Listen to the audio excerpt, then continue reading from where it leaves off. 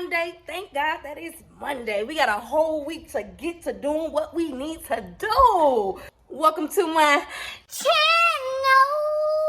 I'm coming back with a good one. If you ain't been here before, make sure you like, subscribe, and hit that ding notification button so you can know when I'm about to post every single time. Let's get into this video, but hold on. Let's play this intro. Duh.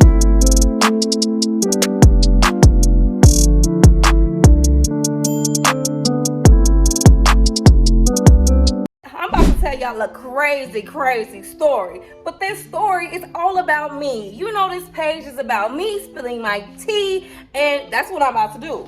But I'm hungry and we about to eat.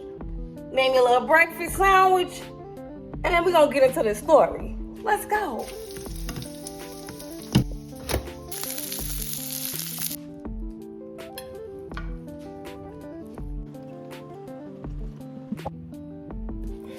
Okay, y'all, so we about to get into some more of my tea. This was also something that was a very impactful thing in my life.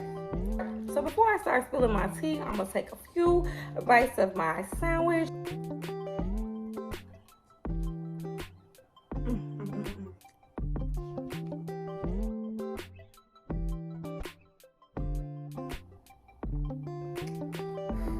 I know y'all looking at the title of this video like, what?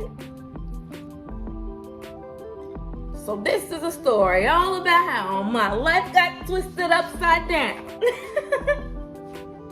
I'm gonna just give you the perspective that I had when I was about 10 years old. I remember my parents not being together, and I was okay because that was my normal, but my parents were very active in my life. They were very active, especially, like, not even especially, but they were very active. But my dad was a really good dad. Like, he used to just go out his way to make you know that he's thinking about you. Or if he give you a gift, you gonna know that he put his heart into this gift. He thought about you when he was getting this gift for you. You know, whether it's something that's super customized, whether it's like just a grand way to present things to you. That's what my dad was. If it's Halloween, he gonna come to my school or my daycare to pick me up, and he gonna be dressed up in a costume. Like, he was a really good dad. Like, he gave me really good memories to think about, like, what should a father be, you know, in a daughter's life or in your children's life. Like, who should he be? How should he show up? Like, this is my dad. We had our own rooms in my dad's house. We had our rooms in my mom's house. Everything was great. It'd be times where either my mom or my dad would surprise us with a whole new room makeover. Like, they both were grand people. Like, I had really good parents growing up. So I felt like, even though nobody's perfect, no family is perfect, I felt like I have a really nice setup. Being that young, it's like, my parents are perfect. Like, they are the best parents ever, right? As a kid, I was very mature to understand that nobody was perfect, but this was the perfect setup for me. Let's just get into the story, okay? I just want to give y'all some back history. Elementary school. I remember going to school one day, and our teacher was like, we have a new student coming. We're going to have a new student tomorrow. So everybody was like, okay, we're going to have a new student to come in tomorrow. Okay, cool. And, you know, that's just something that happens. That's like a regular thing. You don't think nothing of it, right? The next day comes, and this student comes in. It's a boy. And, you know, it was just like regular. Like, it's just a new student. Like, nothing to even think about. So this new student, they're getting the ropes of this class, this school, you know, just, you know, figuring things out. And everybody else is figuring things out around this student. So then, maybe like a few days after he's there, I started hearing like people started to come to me, and it was like, first it was my friends, and they'd be like, dang, you look just like him. Okay, people look like. Didn't think nothing of it. Then it started to be like, gradually, it started to be more and more people that would say that, like, dang, you look like him. It started to become weird when like teachers would be like, are y'all related? Cause y'all look like twins. Y'all look just alike. And I used to be like, what the hell? Like, no, like I don't even know this person. He's just a new student in our class. Say he started on a Monday. By Thursday, I'm coming home and I'm telling my mom, like, man, it's so crazy that I came and I told my mom and I didn't tell my dad. So every day after school, my mom would ask me, like, how was your day today? And initially, like, it was like, you know, all the time, it'd be like, okay, this is what happened, this is what happened. But I didn't mention, you know, people saying, like, y'all look just alike. I didn't even mention that because I feel like it was irrelevant. Like, it wasn't anything that stuck out in my head initially. She's like, how's your day go? So I was like, my day was good. But, you know, we had a new student that came a few days ago. And I think it's so weird because everybody is saying that we look alike. And I'm just so confused. Like, it's not regular, the amount of people that tell me that, you know, we look alike, you know this person, you're related. And I just thought I was innocently, like, conveying a message, like, or telling you about my day. This student happened to be a junior of his father. So when I said the name of the student, she instantly kind of knew who it was, but she didn't say anything. She said, oh, okay, cool. Now, I told you on Thursday, this is when I said this. So Friday, come home, how's your day? I'm like, it's just so weird. It's like teachers saying this, all of my friends are saying this about this person. Like, I can't get through my day without people not saying it. I don't understand. So she said to me, what if I told you that was your brother? What? In my head, remember, like, I'm a kid. My brother? I already got a brother. Like, what you mean? I didn't even understand what she was saying at the time. Like, not only what if this was your brother, but that means if this is your brother, then your father is not your father. All of that didn't register with that comment, you know? I will tell you that I've always been afraid to tell my story because I am a protector. I've always wanted to protect the feelings of people around me who this may affect. Now, granted, I am the number one person that it will affect, absolutely. But me not thinking about myself, I'm thinking like, I want to make sure that I am protecting the people around me because I know that if I tell this story, then people will side-eye the certains.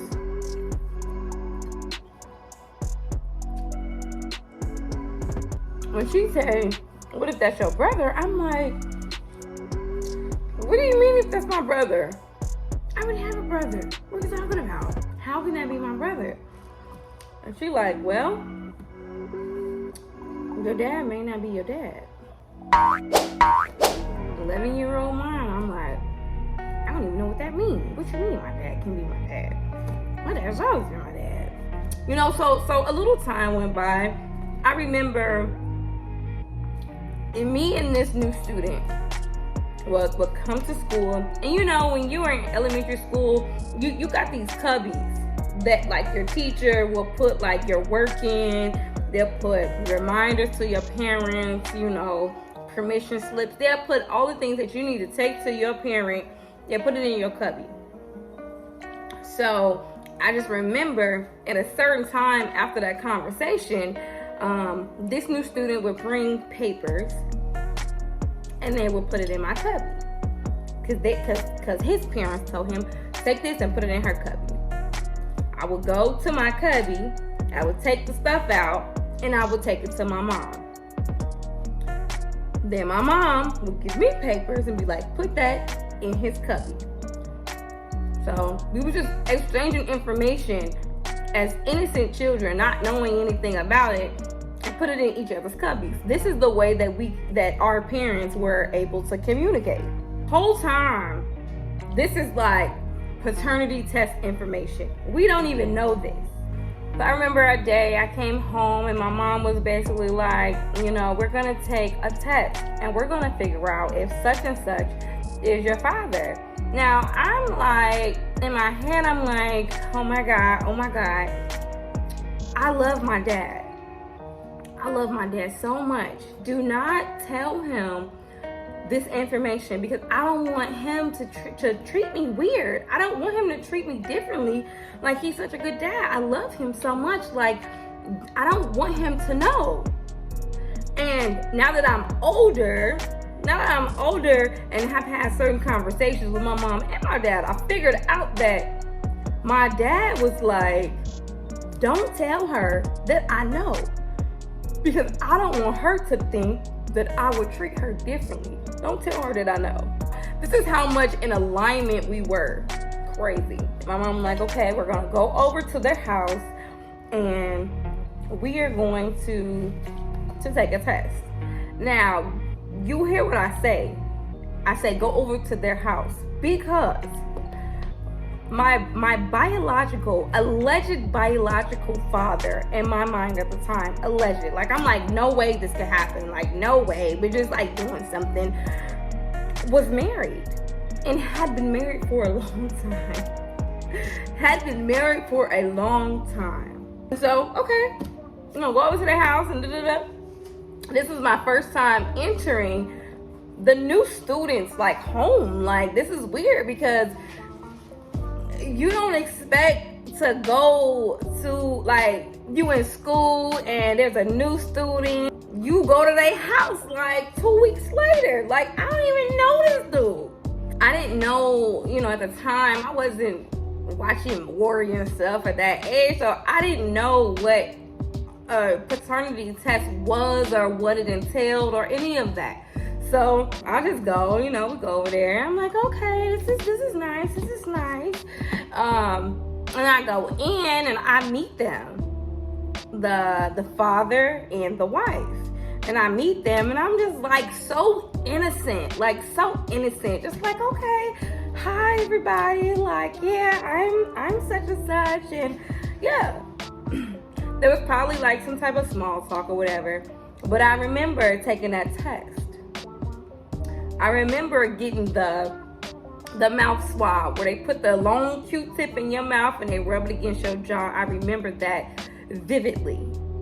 And even after that moment when we left, there was no doubt in my mind that this was a waste of time.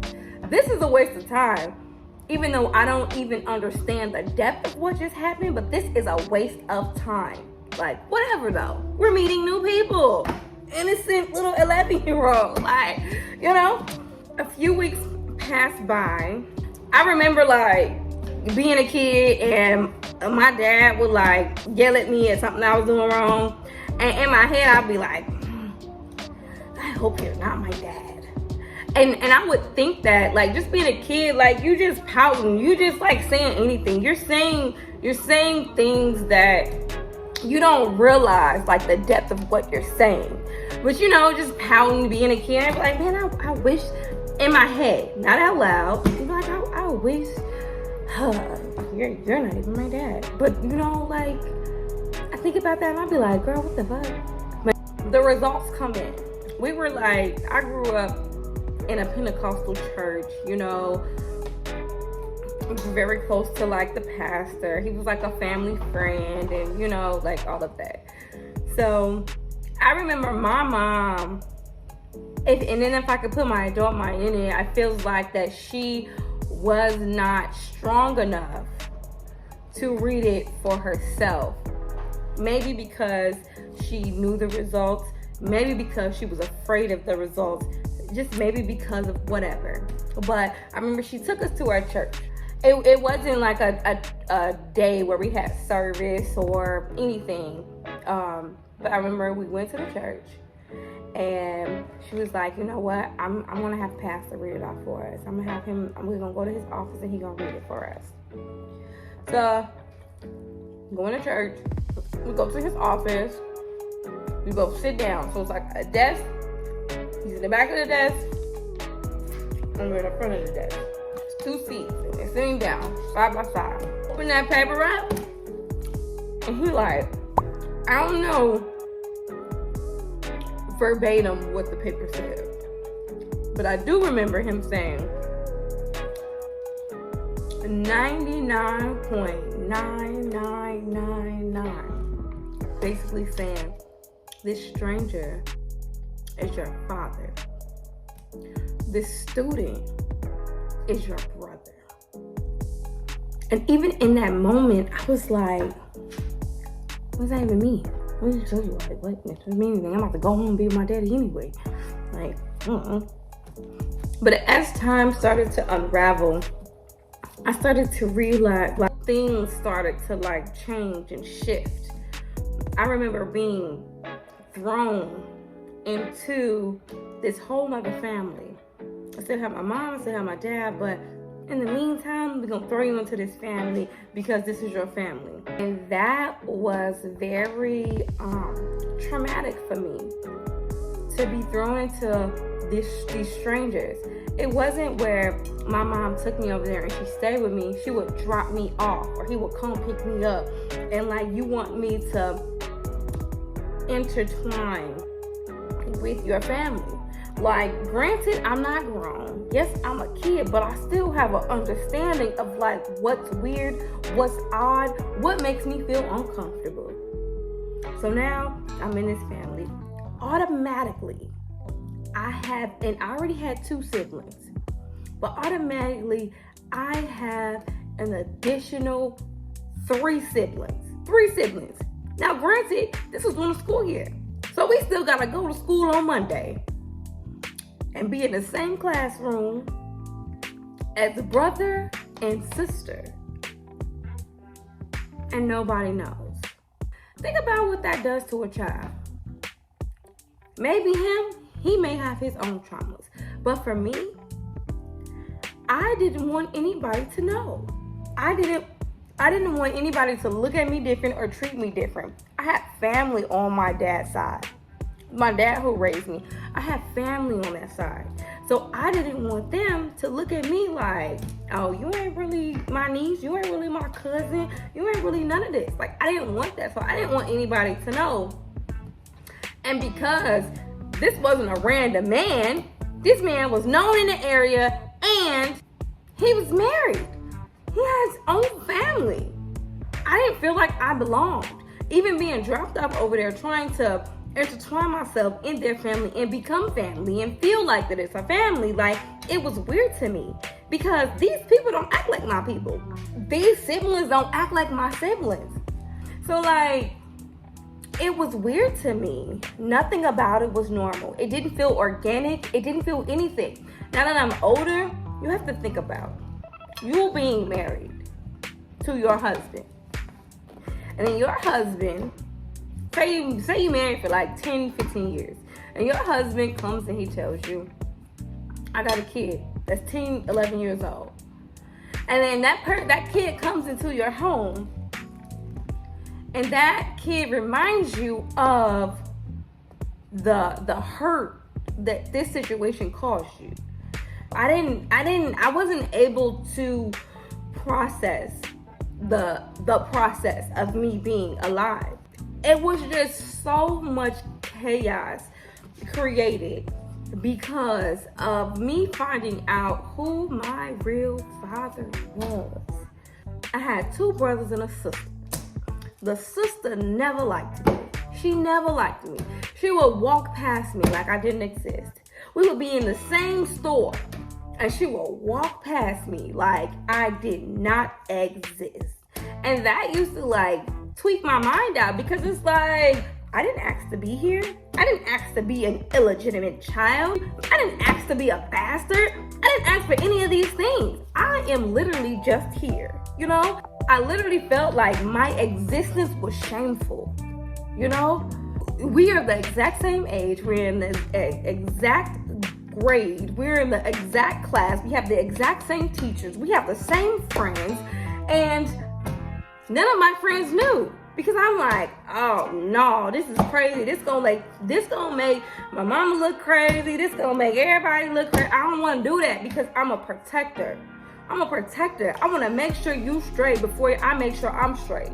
That's what it was. Ever since I was a kid, I've always had that mindset. That's just a part of my personality. My life was crazy growing up. I grew up as a secret child. Like, I was still the secret. So we would be around a group of friends that are mutual, and no one knows that we're siblings and we're communicating as just two classmates. Crazy, right? Like, it's people in my family, I guess until they watch this video, that still don't know. From my mom's side and my dad's side, that still don't know. And I look exactly like their side of the family, but I also look exactly like my mother. I would go outside and I'll be with my friends, and this is later on. Let's say I'm like 14 years old, and we still haven't dealt with this for real. So I'm like 14, and this student was like a basketball player that was a really good basketball player. So people, and I live in a small town, so people knew, you know, who this person was. They didn't put us together, but they would be like, dang, you look like a girl version of such and such. And I'd be like, dang, that's crazy. But I never will reveal like, oh, that's my brother. Like, I wouldn't do that because it was a secret. And I didn't know how to be in school with the people that I've been in school with from kindergarten to 5th grade and then be like, oh, boom. So then we go to middle school. We go to 2 different middle schools, junior high school, and it's fine. You know, it's fine. I'm not having to deal with this like in the public. But then I get to high school, and then we end up back together in the same high school with all 3 of the siblings. People that went to school with us in elementary school, we're now young adults and we are all in the same school. Nobody ever said that you guys are siblings because we went to school with y'all back then. Like, nobody ever, like, y'all didn't act like siblings. Y'all didn't say y'all were siblings. Y'all just, you know, mingle with each other like 2 classmates. Then we get to high school. And it starts all over again. We're in the same grade, we have the same mutual friends, and people are like, what the heck? Is that your twin? And I'm like, here we go. Granted, I also had a brother from my mom's side. The brother that I mentioned in the beginning, where I'm like, me and my brother, we have the same dad. My brother didn't know. I just wanted to kind of dead it. I kind of wanted to like put it under the rug like it didn't exist. But, you know, things that are done in the dark will always come to light. Things that are done in the dark will always come to light. Whether that is when I'm thinking about my mother and my biological father, when I'm thinking about me being like, I don't want nobody to know, like, whatever. Like, it comes a time where everything will be exposed. I had a younger brother on that new dad side. And he happened to be the same age as my brother that I was close with that was on my mom's side. I grew up with him. We grew up in the same house. Like, we had the same mom and dad. Like, we had the same. Like, but we all get into high school. Then things started to unravel where it's like, you gotta know. I remember it was a Christmas where I had a great Christmas. I had Christmas gifts from my mom, Christmas gifts from my dad, and then I had Christmas gifts from this biological father. And my brother was like, I remember I got a laptop. I got a laptop and I got my dog that Christmas. It was a great Christmas. I remember my brother was like, dang, Mom bought you a laptop? And I was like, damn. No. So we were going to my dad's house, and at this time I could drive. So me and my brother, I drive to my dad's house. My brother's with me. And I was like, so you remember how you was asking about the laptop or whatever? And he was like, yeah. Like, why would she get you a laptop? Like, who got you that laptop if it wasn't her? Like, where you get a laptop from? I had to tell him, I said, you know what? I'm going to tell you something. Dad is not my dad. I have another dad that I just found out, or not just that, but that I found out was my dad. And our dad is not really my real dad. I found this out a few years ago.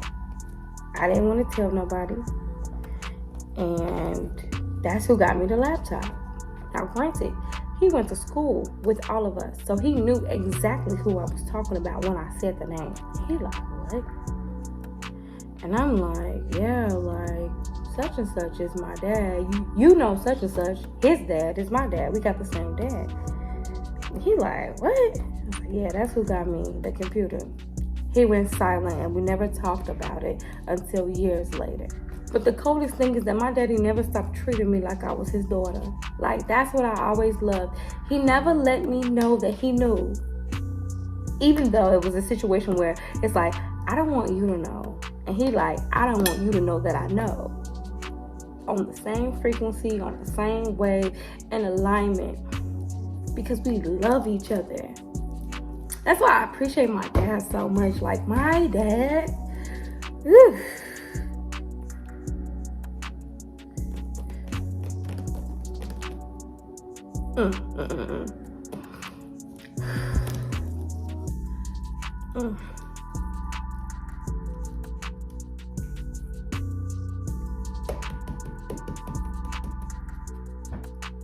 One second. My dad is a stand-up dad. Like, he's a stand-up dad. Like, for